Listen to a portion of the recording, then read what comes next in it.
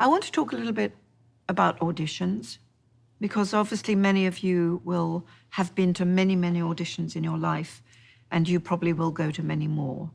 And I don't have a lot of words to say about that because you guys know more about that really than I do at this point.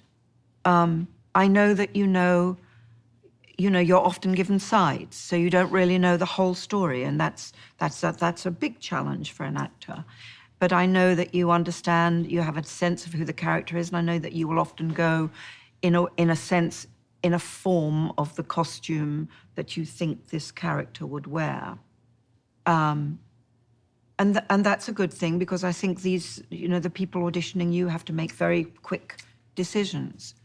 I just give two pieces of advice. One is, if the people auditioning you give you a note in your performance, you've done it once or maybe twice, and then they give you a note, why don't you try this? Even if you feel it's completely wrong, immediately try to incorporate that note into your performance, because that will tell the director, the producers, that A, you're capable of doing that, and B, you are amenable and you know how to listen. You can incorporate it in, and at the end of it, you can say, I tried to do what you were saying. I'm not too sure that worked, but you listen to the note and absolutely respond to it and try to incorporate it into your next go through the performance. And I think the other thing to do is, if you've just been given sides and you don't really know, like, where does this character sit? I think one or two very judicious and very pointed questions, intelligent questions, I think show that you're thinking, that you can see beyond, you understand that beyond this one scene, that there is a whole piece of work around it. If you can ask, where do you think this, what sort of background do you think this character comes from? Or, do you think I should do you think an accent is appropriate? Or, I'd just like to know where this character goes afterwards, so I have a sense of the direction the scene should be going in. Just if there's a really well thought out, accurate sort of question to ask it, because again, that means that you're thinking, you're intelligent, you're responsive, and I think that's what people want to see when they don't just want to see, is this person right for the role? Of course they want to see that. They also want to see, can I work with this person? Is this going to be a living relationship on the set?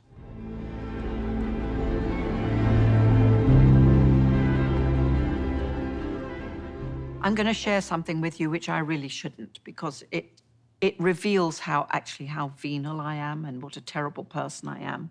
But and you can only really do this if you're being offered nice roles. But when I get a script, I do this. It's awful.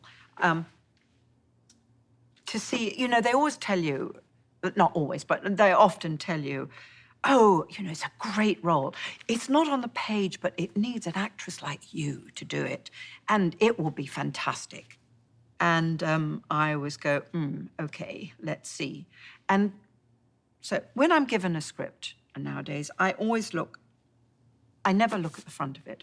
I immediately turn to the back page. And I see if my character is in the last scene of the film. If it's in the last scene of the film, it's probably a very good role. Not necessarily, but probably a very good role. So I read the last scene and I see what the character does in the last scene.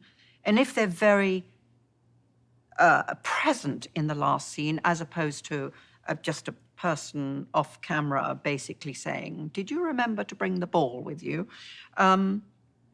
If they're present in the scene, that probably means it's a good role, in which case I'll go to the front and read it from the beginning. If they're not in the last scene, I then start going backwards through the script to find out when it last appears in the story. And if that is a great scene, I go, oh, this is a good role, because look, its last scene is only, this is Gosford Park I'm looking at, actually, and the last scene is only this many pages from the end, and I read the scene, oh, it's a really good scene, that's a good role, I'm going to read it from the front. At this point, honestly, it really hardly matters how much this character appears in the rest of the film, because you obviously are going to have an impact on the film. Your character has an impact. So if it doesn't appear here, now I go backwards until I find the last moment that the character appears, and now, oh, here it is. And I read this scene, and nothing really happens. The character just sort of disappears, like there's no scene there. The character is in the scene, but there's nothing really, the character doesn't do anything. That's a sign that this is not a good role. There's hardly any, it's not worth even reading the rest of it. But you can go back and back and back, and okay, now like a quarter of the way through the scene, the script from the beginning, here is the last scene. And I did a film like this. It was called Where Angels Fear to Tread. And my character died halfway through the film. But great scene. So, and then you go back, okay, well, obviously this character, even though she disappears early on in the film, she's still got something major to contribute in the story. And then I'll go back and read it from the front.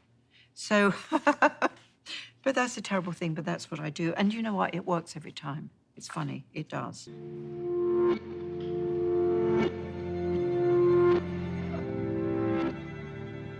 Sophia Tolstoy in The Last Station, I accepted, because, you know, she was such an explosive sort of passionate, ridiculous kind of Russian. And also, I had just done, what had I just done? I'd just done something that was the opposite. Maybe I'd just done Gosford Park, or something that was very restrained, very controlled, very repressed. Maybe I'd just done The Queen. Maybe it was that. But anyway, I remember I played this very contained, repressed person. And another trick, if you possibly can, is always to choose a role. If you're in the position of being able to choose a role, always choose something that's as far opposite from the thing you just played as possible. You all know that that people want to pigeonhole you, and they want you to do this thing that you did before and you did so brilliantly. They want you to do it brilliantly again. But you don't want to do that brilliantly again. You want to do something different brilliantly. So really try to resist that.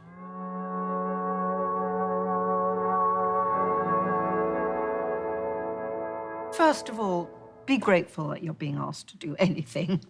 And I'm still to this day very, very grateful to be asked to do anything. And I know you are, obviously. That's you know, that's all we want. We just want to be given the chance to try to do it, to do this wonderful Caliban thing of reaching out for the unknown. We want the chance to do that. And now, okay, here comes the script.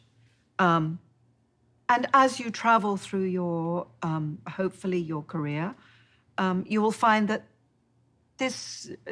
it changes. Obviously, at the beginning, you just want a role, even if it doesn't have a name. It's inhuman in a way. It's just this cipher that really is usually serving a purpose for the plot. It's a plot device very often. All I can say when you're offered that kind of role, if you need it and if you need the money, take it. If you don't need the money, don't take it. But if you do, now, and most of us do, especially when we're at the beginning of our careers, you take the role. And from that point, backstory is always a great thing. for actors. We all know this about backstory. We know what a valuable tool it is. We know that nobody but us really understands that. And if you start explaining your backstory to everyone, their eyes close over, because actually it is a bit boring.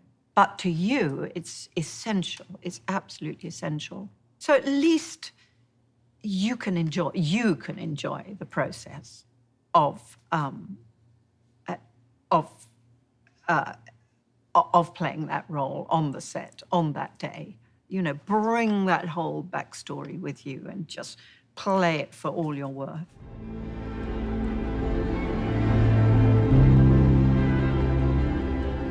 I hate taking my clothes off on screen, actually. I feel embarrassed and awkward and naked, and everyone else is dressed, you know, and you've got to switch. Well, I'm a bit of a nudist on the quiet. I love being on a beach where everyone else has got their clothes off, but when you're the only one, you know, you do feel, you know, a bit of a sore thumb, to put it mildly. But you know what? You just have to cut it out. But it's very different now, so I can't really equate my experience with what you guys might experience. It's so much more commonplace now, men and women.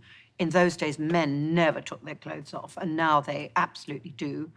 And full frontal for a male or a female has become pretty ubiquitous, which I love. Actually, I applaud that. I think that it's a part of our ongoing journey towards some kind of liberation. But if you're asked to do it, I think you just have to do it or don't do it. But if it's in the script, don't accept a role and then come to that day and say, oh, I'm not doing that incidentally. If you're not going to do it, mention that before you accept the role. You can say, I want to do this role, but I don't want to do that scene. That's legitimate. But you can't accept a role and then let your producers down, your director down, everyone down by sort of balking. These things can be discussed before you take the role, and that's the right time to discuss them.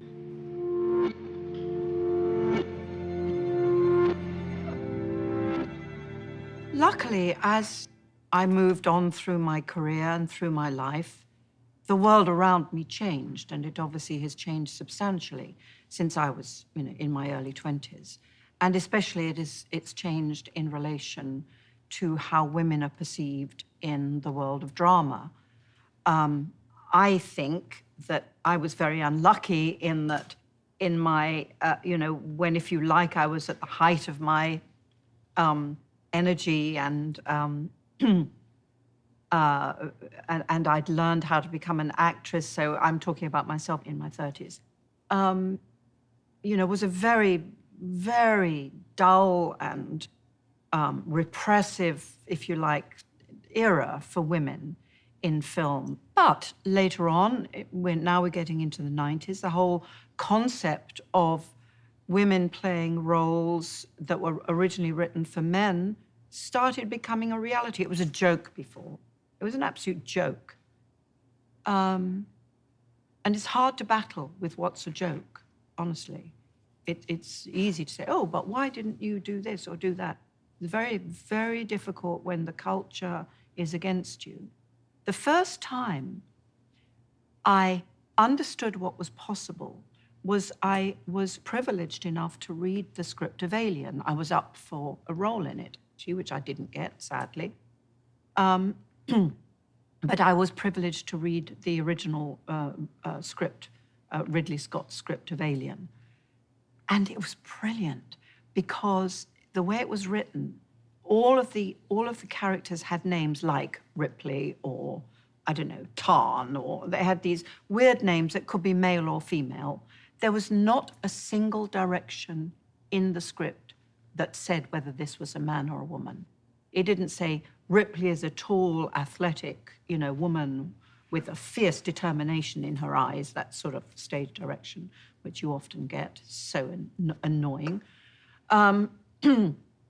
There were no stage directions at all for any of the characters. So any of the characters could have been played by a man or a woman.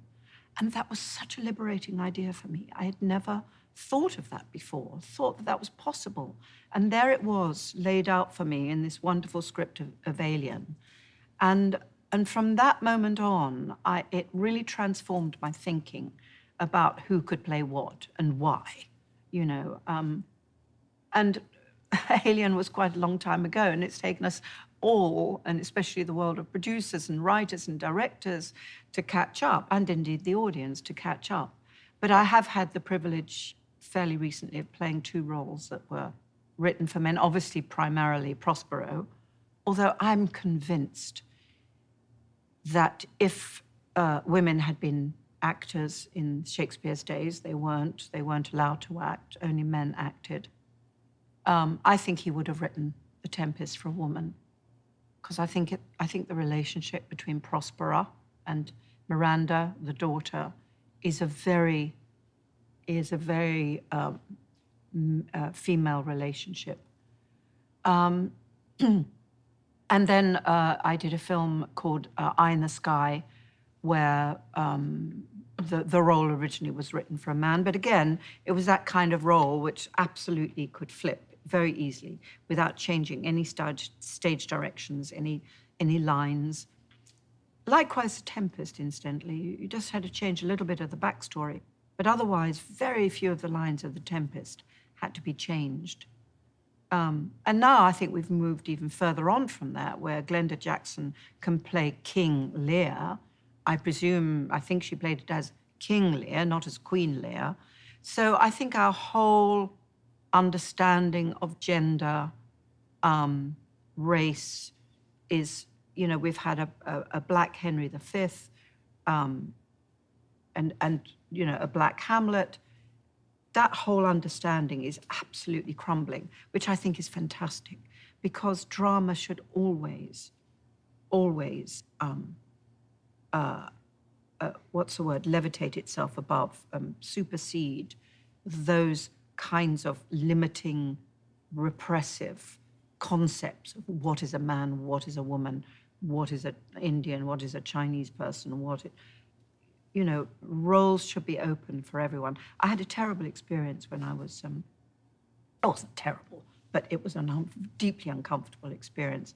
I was asked to be on the board of a big drama school in England.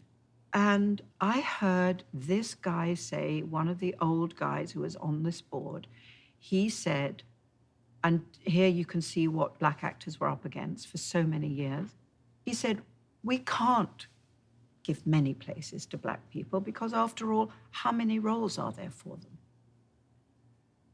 And I was so shocked to hear those words. I actually quit the board. I said, I don't want to do this anymore. And that kind of thinking was so prevalent. And it's really breaking down now. It's really breaking down. And I'm so happy to at least, I wish it had happened when I was 30. It's happening much too late for me. But at least I've witnessed it. I'm very happy that I've witnessed that. And you guys should take that and run with it, because you are the next generation. It's your turn next. And you have to, sometimes you have to, as they say, stick it to the man. But, you know, you take that ball and you run with it. And you just say, why don't I, you know, let me show you what I would do with this role or that role. Or throw it out there.